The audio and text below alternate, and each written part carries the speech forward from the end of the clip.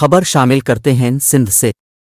وزیر محنت سندھ سعید غنی نے اعتراف کرتے ہوئے کہا ہے کہ میں پاکستان تحریک انصاف کے ارکان سے ملا ہوں اور ان ارکان سے حمایت مانگی ہے۔